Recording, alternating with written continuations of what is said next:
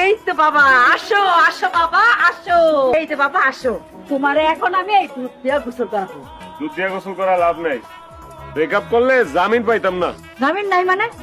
ওই মা 14 গোষ্ঠী থেকে পুলিশ আছে নাকি যা আমরা জেল খাটাইবো? মাগো 14 গোষ্ঠী না, এবারে নিজ হইয়া উকিল হয়ে গেছে গা। ওই মায়া কি? হ্যাঁ, ওই মায়া একটা বাজে মায়া। ওই মায়ের লগে তোরে ব্রেকআপ করায়া সুন্দর ফুটফুট একটা মায়া দেখে তোরা ধুমধাম করে বিয়া দেবো। কি করছিস? হ্যাঁ, কি রে কথা কস না কেন? পিছে দেখো। কি দেখো না পিছে। কি মা, রিয়া মা, তুমি এই পোশাকের ভিতরে কেন ঢুকছো? আমি এই পোশাকের ভিতরে ঢুকি নাই তো, আমার গায়ে পোশাক ঢুকাইছি কারণ আমি এখন একজন উকিল, অ্যাডভোকেট রিয়া খান। কি বলতেছো রিয়া? কি ব্যাপার খালাম্মা, আপনি নাকি 7 মণ দুধ জোগাড় করছেন?